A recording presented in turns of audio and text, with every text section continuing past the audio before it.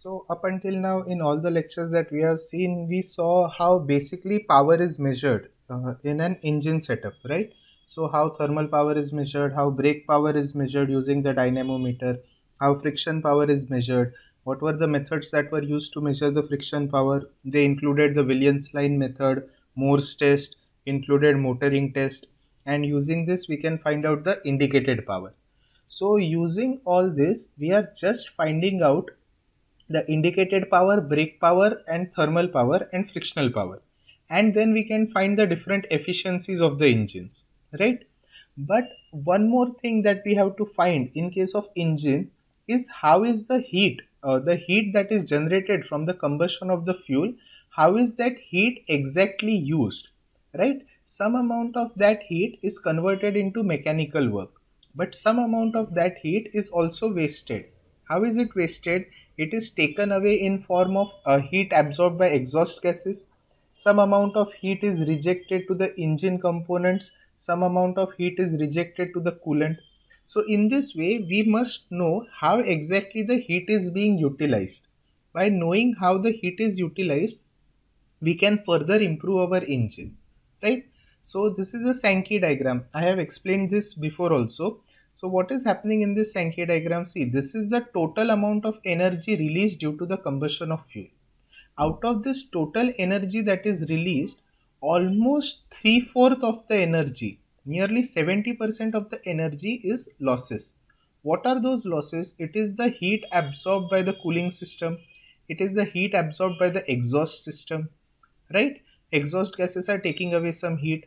There is some frictional losses, and there is this final output power. This transmission is what? This transmission is your brake power, right? So this is what is happening in the engine itself. So we must also know, see over here they have tested this for some engine.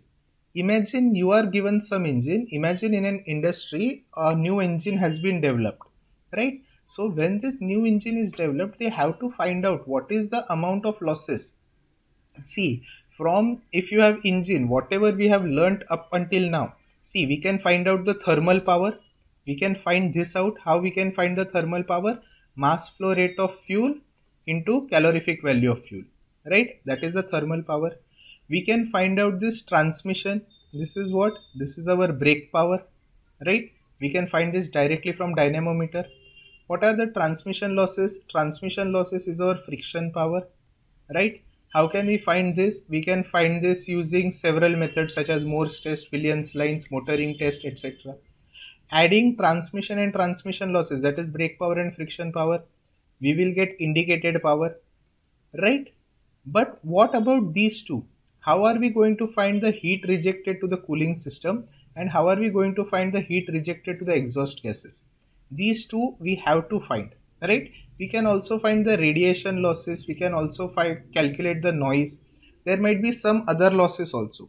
Okay. So out of this, if you see in this losses, the two main things that are present in the losses are the heat loss to the coolant system and the heat loss to the exhaust gases. So we have to make some method to find out these heat losses. Okay.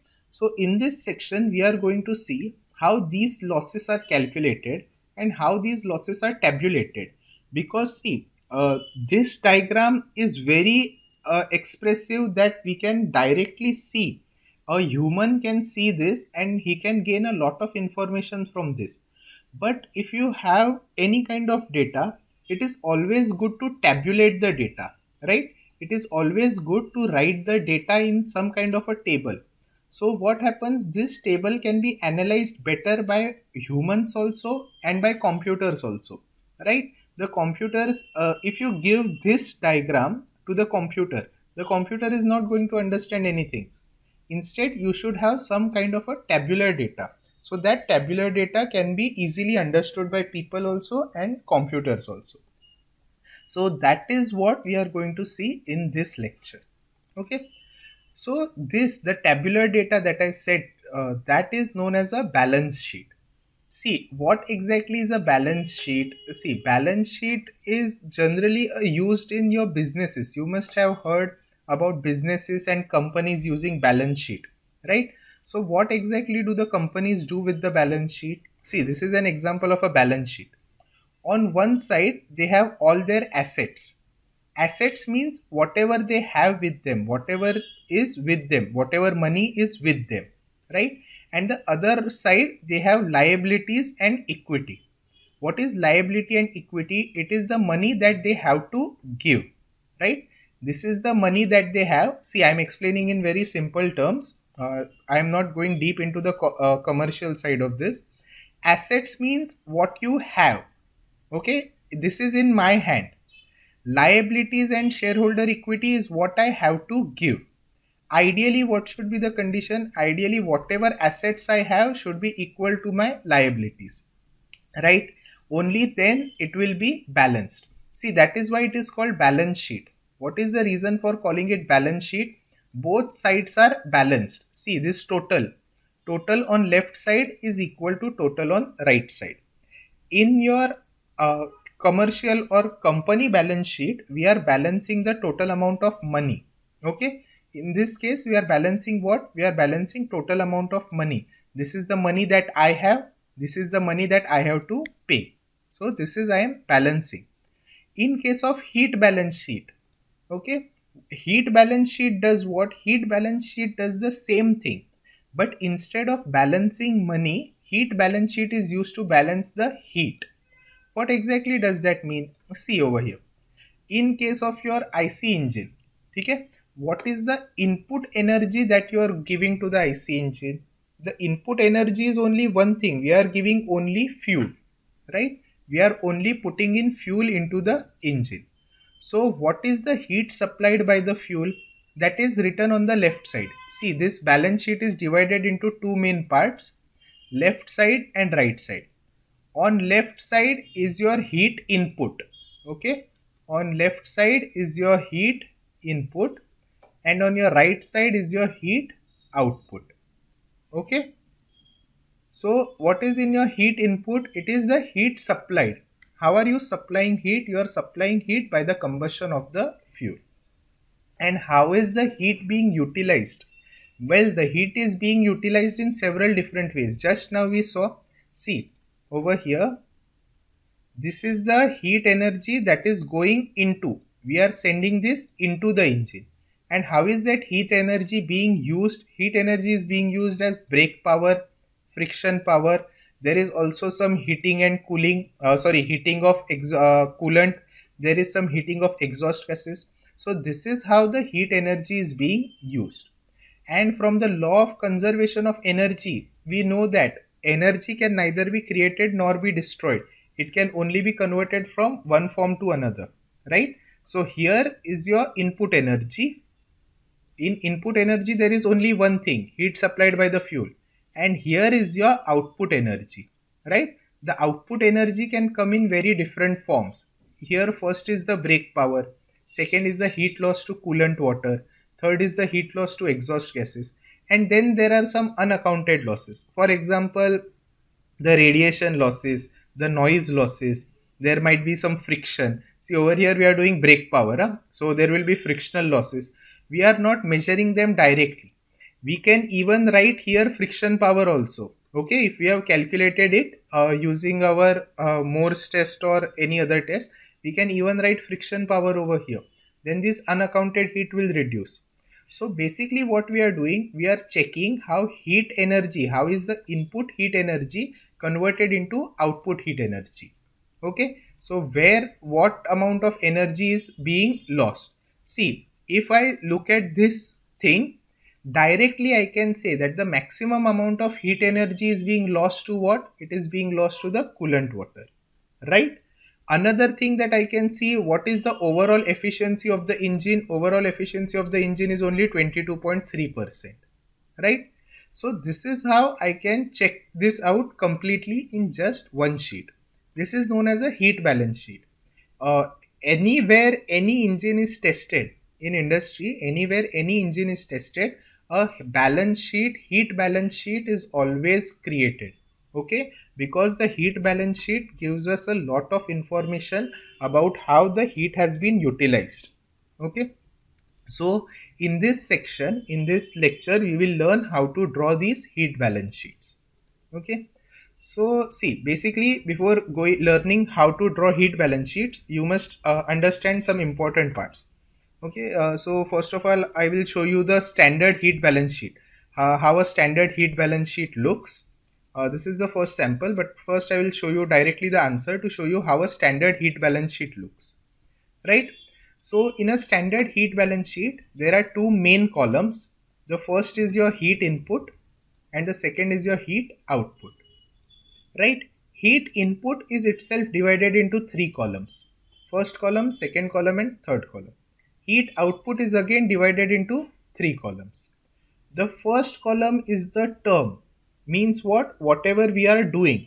In this case, what in input, what is the power? It is only thermal power. That is what thermal power is also known as fuel power, right? In input, what we are giving? In input, we are only giving fuel, right? So whatever will be the value of that, we will write it over here. This is for this sum, but whatever will be the value in your sum, you will write it over here. And here you will write 100%. Why? Because all the heat input energy, all the input energy is fuel power only, right? All the heat input energy is fuel power only, thermal power only. So there is only one component. So that one component comprises all 100%. That is why over here we will write 100%. In case of heat output, what is happening? There are several different things that are absorbing the heat energy. What are those things? See, first of all, there is brake power. Second is heat loss to exhaust gases. Third is heat loss to coolant. And fourth is unaccounted losses. In any sum that you solve, you will always have these four terms in your heat output. Okay? There will be only one term in heat input and there will be four terms in your heat output, right? You have to remember what are those four terms. You have to learn them by heart right now only. What are the four terms? First is the brake power. Second is the heat loss to exhaust gases. Third is the heat loss to coolant. And fourth one is unaccounted heat losses. So by calculations, we will see how to do calculations. We will get the engine brake power. We will write that over here. We will get the heat loss to exhaust gases. We will write that over here. We will calculate the heat loss to coolant. We will write that over here. Now what is our requirement? Our requirement is heat balance sheet. Means what? Input power must be equal to output power. So what are we going to do? Whatever the total is over here, we will copy this same total and write it over here, right? And what should happen? The sum total of all these four terms should be equal to this term, right? But what is happening currently? See, currently we have calculated only three terms. We have calculated brake power, we have calculated heat loss to exhaust gases, and we have calculated heat loss to coolant, right? When you add up these three terms, right? When you add up these three terms, it will be less than this, okay? It will always be less than this value. So whatever is the difference between this and the sum of these three terms, whatever is the difference between this and the sum of these three terms, that will be your unaccounted heat losses. Okay, so write that unaccounted heat losses over here and this should be equal to this, right? So this is what you have to do in your heat balance sheet, and afterwards you have to calculate the percentage of each. How will you calculate the percentage of each? Divide engine brake power by the total power. In that way, you will get percentage. Divide this 1736 by 5562. You will get percentage heat loss to exhaust gases. Divide heat loss to coolant by the total heat. You will get percentage heat loss to coolant. And same for unaccounted heat losses. Okay. So this is how a heat balance sheet has to be drawn. Now we will see how this exactly heat balance sheet sum is solved. It is not that difficult if you know these basic terms. See, you have to remember these terms. You have to remember this structure, term, term and percentage. See, there is just one change that can come. In this sum, they have told us to draw heat balance sheet on minute basis, right? So here the term is kilojoule per minute. All these values are in kilojoule per minute, okay? But it is not necessary. It will be given in the sum. Generally in 90% cases they tell you to draw the heat balance sheet on minute basis, but it is possible that they may tell you to draw it on second basis, or they may tell you to draw it on hour basis. So it depends on the question, right? So only this thing will change, and based on what the unit is, the values will change. Otherwise the entire heat balance sheet will always look like this only. Okay, so this is an important thing that you have to keep in mind. So we will see one sum in this video. We will solve multiple sums because this is a question which comes in each and every paper, and it comes for minimum 10 marks to maximum 14 marks. So this question is very important for all the students, right? And this is what is exactly happening, not exactly, this is a very scaled down version of what is happening in the industry, right? In the industry they are doing this heat balance sheet because they have to determine how the energy of the fuel is being utilized, where the energy of the fuel is going, and based on the amount of heat absorbed by the coolant, they determine what should be the flow rate of the coolant inside the engine. Based on the heat absorbed by the exhaust gases, they determine what should be the EGR quantity, what should be the coolant supplied to the EGR. If your engine has a turbocharger, then what should be the cooling capacity before the exhaust gases are sent into the turbocharger. So a large number of calculations are dependent on this heat balance sheet. So you should understand this heat balance sheet properly. So we will see the first example of a heat balance sheet. Right. See, whenever you get a heat balance sheet, the question will be very long. Okay. The question will be at least half a page long, but you have to read it carefully. You have to write all the given data. Okay. In my question, see, I haven't written, see, if you see over here, I haven't written all the given data. Okay. Why haven't I written all the given data? Because I have all the given data over here. See, I have this all given data over here. But in your exam paper, in your answer sheet, you will have to write all this given data, right? So let us see how this sum works. Okay, first of all, they give you a lot of information, and based on that information, you have to do all the calculations. So in this, what have they given us? It is a single cylinder engine. It is a 4-stroke diesel engine. It is single cylinder. So number of cylinders is 1. It is a 4-stroke diesel engine. What is the bore? Bore means small d. 400 mm. So that is 0.4 meter. What is stroke? 450 mm. So it is 0.45 meter. So we know the bore, we know the stroke. And these were the observations made. Okay. So how long was the test conducted for? The test was conducted for 1 hour. What is the calorific value of the fuel? Calorific value of the fuel is 44,500 kilojoule per kg.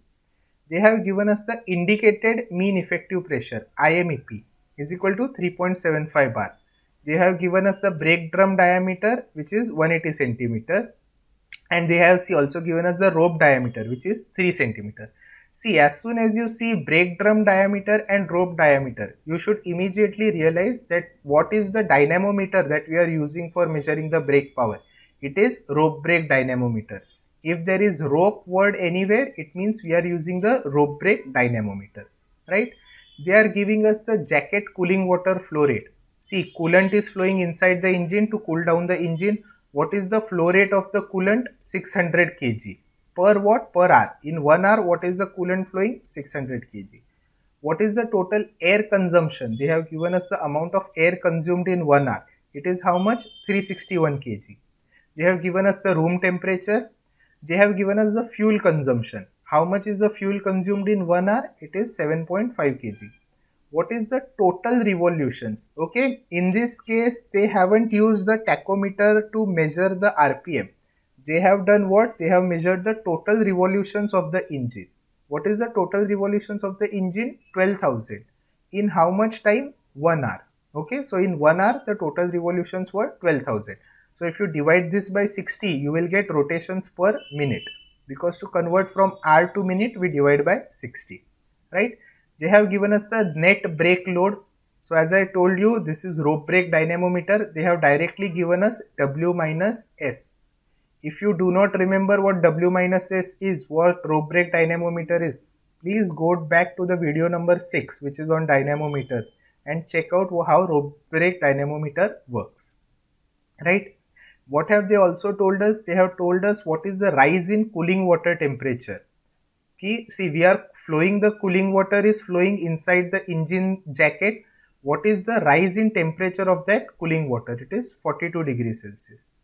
They have told us what the exhaust gas temperature is. Exhaust gas temperature is how much? 300 degrees Celsius. And they have given us the specific heat capacity of the exhaust gases, which is 1.01 kilojoule per kg Kelvin. See, it is a lot of information that they have given us. Even I understand you might be confused, but you have to take this step by step. And if you take it step by step, you will immediately realize what all information is important to me, what all information is not important to me. Okay? And using all this given data, what are they asking us to find? They are asking us to find mechanical efficiency, indicated thermal efficiency, and brake thermal efficiency.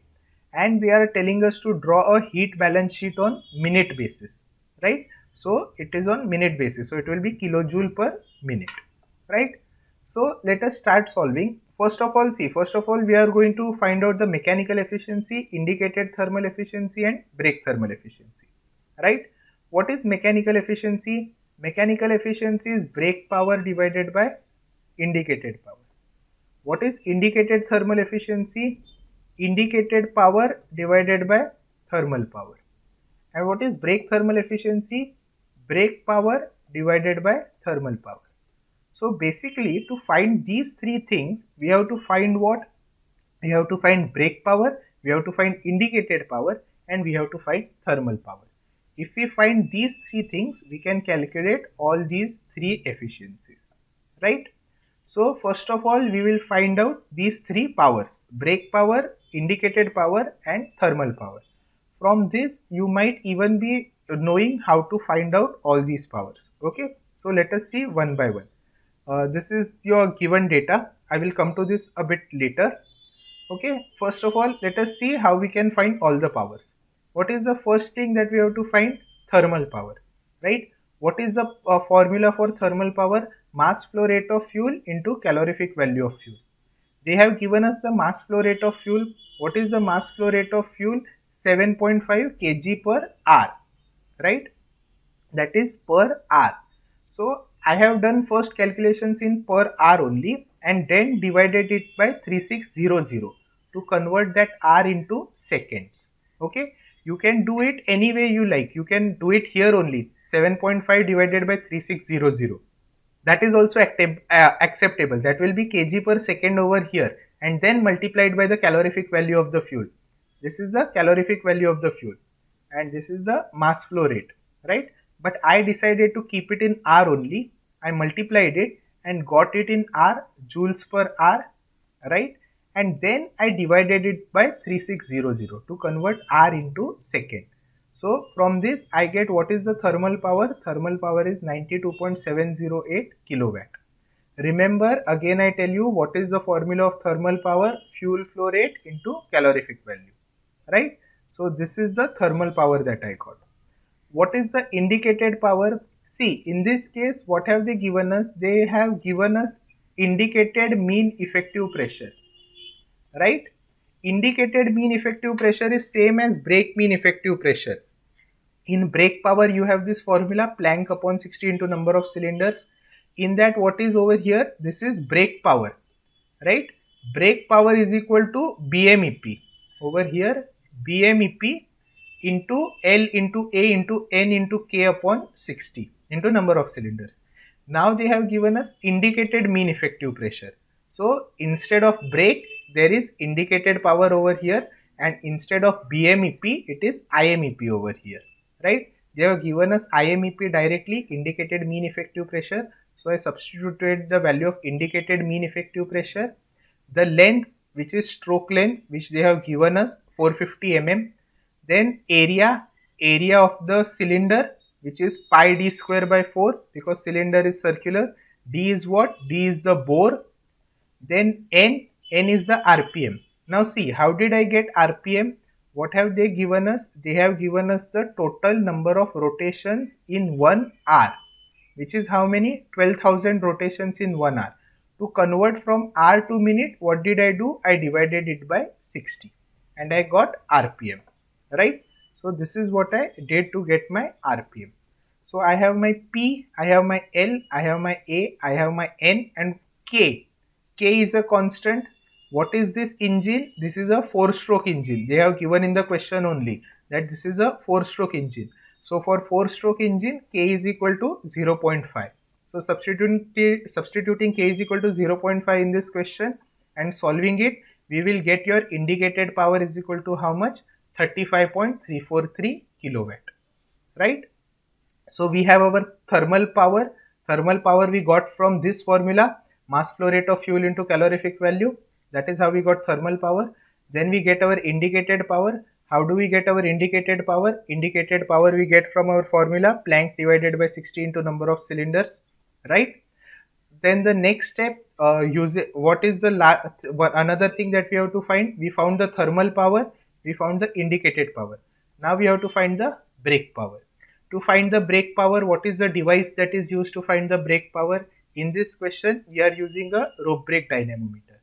So if you remember from your rope brake dynamometer sum, what is the brake power? Brake power is torque into omega. Brake power is brake torque into angular velocity, right? What is omega? Omega is 2 pi n upon 60, right? I have calculated this value already. You can see over here, I have calculated omega as 2 pi n upon 60, 20.94 radian per second. And what is the brake torque? If you remember from brake torque, I have taught you already in your rope brake dynamometer. Brake torque is what? Force into radial distance, right? What is the radial force? They have given us the radial force directly. See over here, they have given us the net brake load and it is in Newton. So no need to multiply it by 9.8. They have directly given in Newton, 1500 Newton. They haven't given us the effective radius. They haven't given us the dynamometer radius. But we know how to find the dynamometer radius, right? This is the formula, capital D plus 2 times small d divided by 2, where capital D is drum diameter and small d is rope diameter. So that is how we got the effective radius, right? So now using these two things, applied load and the dynamometer radius, we will get the brake torque. Substituting this brake torque value in this formula, power is what? Tau into omega. So brake torque into angular velocity. Substituting that value, we will get brake power, right? So this is how we calculated all the three powers. Which were the three powers that we needed to calculate? Thermal power, brake power and indicated power. Always remember, in these three powers, the biggest will be thermal power. Thermal power is the biggest. Then indicated power, and brake power is the smallest. Of these three, brake power is the smallest, right? So in your answer also, you should get the same thing. See, we have got the same thing. Thermal power is the largest, then indicated power is 35, and the last thing is what? Last thing is your brake power, which is only 29. Okay. So substituting these values in your efficiency formulas, right? What are your efficiency formulas? Brake power divided by indicated power, 29 divided by 35, you get 82.65%. Indicated thermal efficiency is what? Indicated power divided by thermal power, you get efficiency as 38.12. And your brake thermal efficiency, brake power divided by thermal power. Substitute brake power, substitute thermal power, and you get your efficiency, right? So this is how you can solve this sum. This is similar to the sums that you have solved previously in the last section, but this is how you can calculate the initial part. So we have completed this part. What is the next part that we have to do? We have to draw the heat balance sheet, right? So to draw the heat balance sheet, what are the things that are required, right? This is our heat balance sheet. This is our empty heat balance sheet. We will have to fill all these things, right? So what is the first thing that we will have to fill? What is the thermal power, right? This is the first thing that we have to fill. Thermal power, we have actually calculated it, but we have calculated it per second. Now we have to convert that per second into per minute, right? If you want to convert from second to minute, what are you going to do? You are going to multiply by 60, right? So see, here I have written what? To draw the heat balance sheet, it is necessary to find what all? We have to find the thermal power, we have to find the brake power, we we have to find the heat loss to exhaust gases, we have to find the heat loss to coolant, and we have to find the unaccounted heat losses. These are the 5 things that we have to find in a heat balance sheet, right? I have found the thermal power initially only, right? I have found it mass flow rate into calorific value, but this thermal power is in per second, and they have asked me to draw the heat balance sheet in per minute basis. So what to do? Convert it from second to minute. To convert it from second to minute, what am I going to do? Multiply it by 60. So I get this power in minute basis, right? Similarly, I have calculated brake power already, right? So what do I have to do? I have to convert that brake power, which is in second, to per minute. So how am I going to convert it from second to minute? Multiply it by 60, right? So I get the brake power in minutes, right? So these first two things are done. I have found out the thermal power and I have found out the engine brake power. Here I will write 100% because there is no other term over here, right? I will write this same value over here. Okay, what is the value? Let us see. Value is 5562.48, right? So 5562.48, I will write over here 5562.48. I will write over here 100% because there is no other term. I will write over here 100%. I will write over here 5562.48, right? And I will copy this same value over here, 5562.48, and here also I will write 100%. Why? Because it must be balanced. It is a heat balance sheet. It must be balanced. Now I have also found out my engine brake power, right? What is my engine brake power in minute basis? 1752.66, right?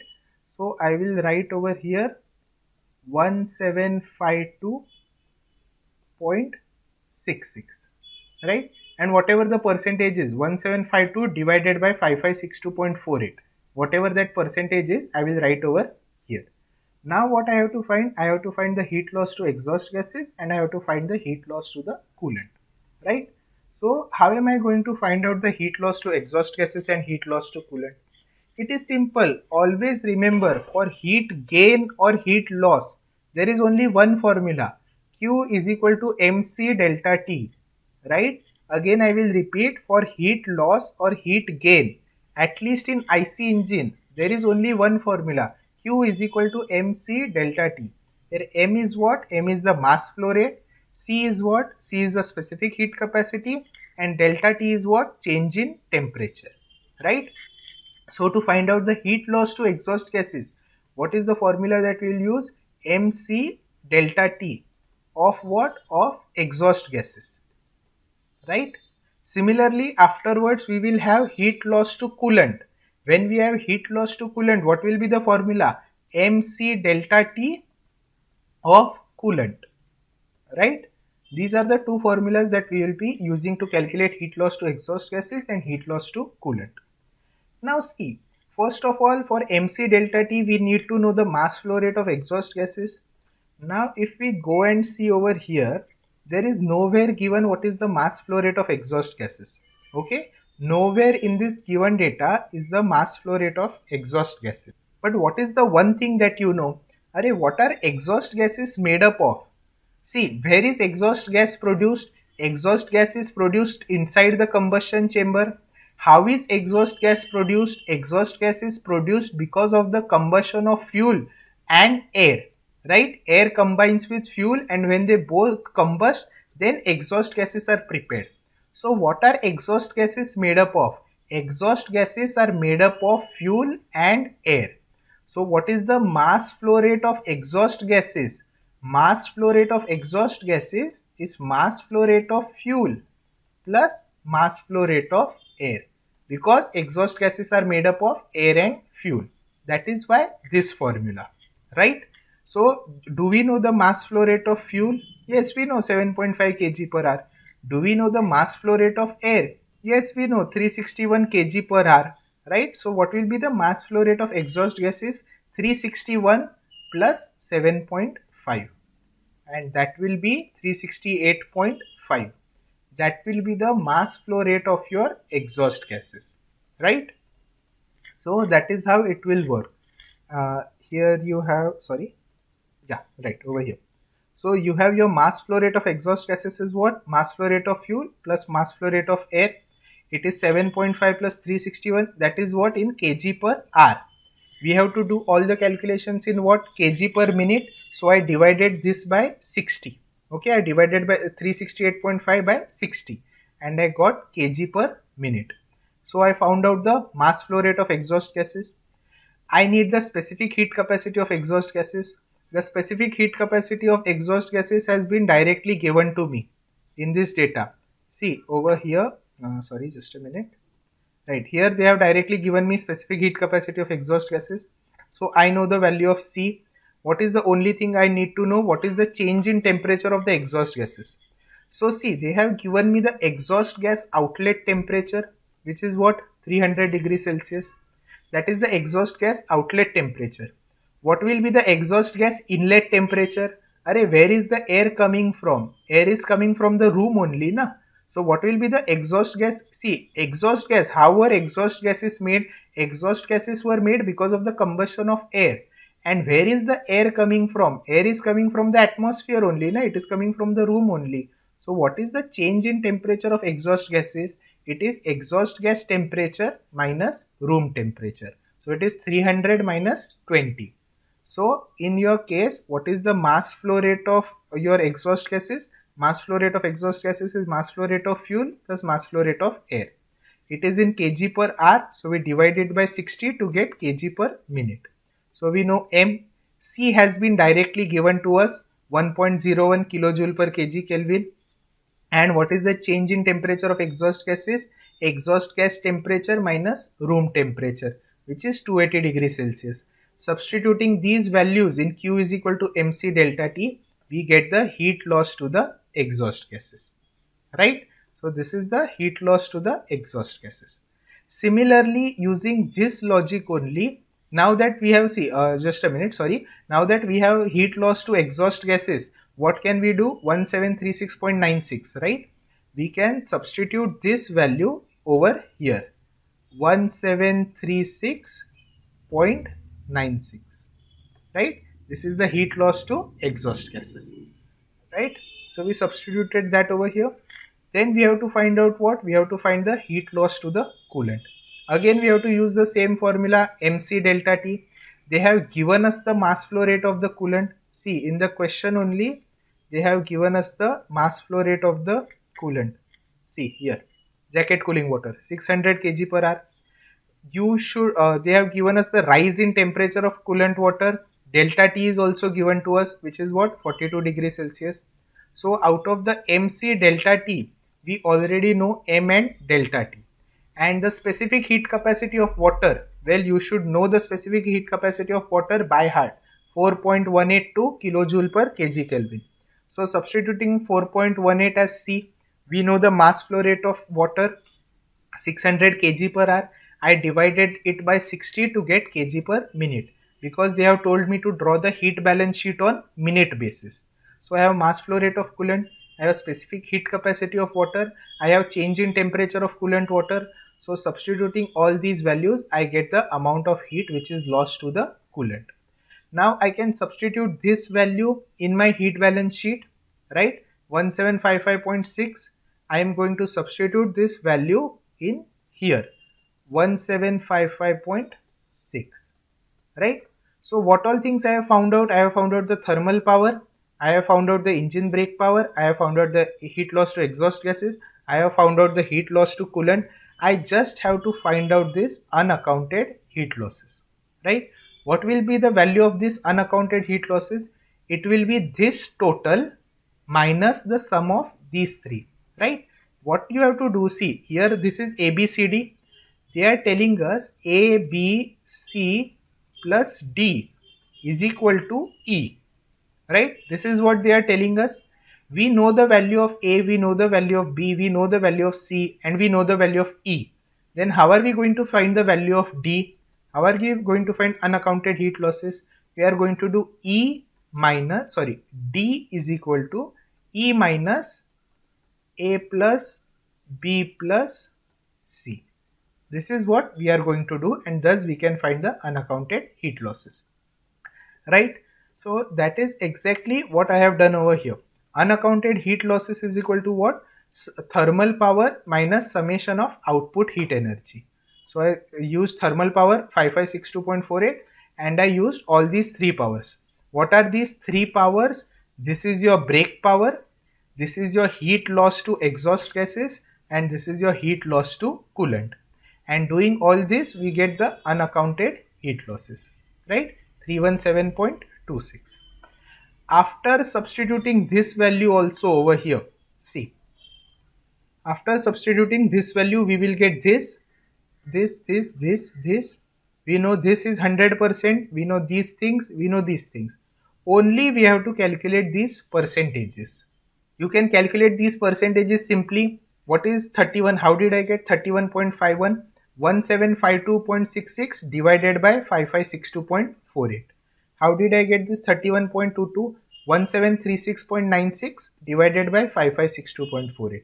How did I get 31.56? 1755.6 divided by 5562.48. Okay, so in this way I have completed my heat balance sheet. I also have these percentage values, right? So see, basically heat balance sheet is very easy. If you remember this, okay, if you remember this thing, if you keep in mind this entire thing and you remember these four terms, right? Heat balance sheet is very easy. It is just calculations.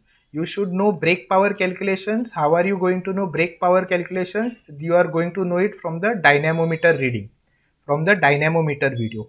How are you going to calculate heat loss to exhaust gases? MC delta T exhaust gases. How are you going to calculate heat loss to coolant? MC delta T coolant. How are you going to find out thermal power? Mass flow rate of fuel into calorific value, right? So this is how everything is, and unaccounted heat losses will be what?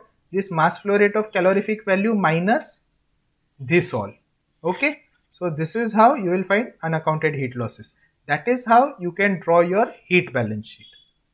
Okay, so this was the first example that I shown of the heat balance sheet.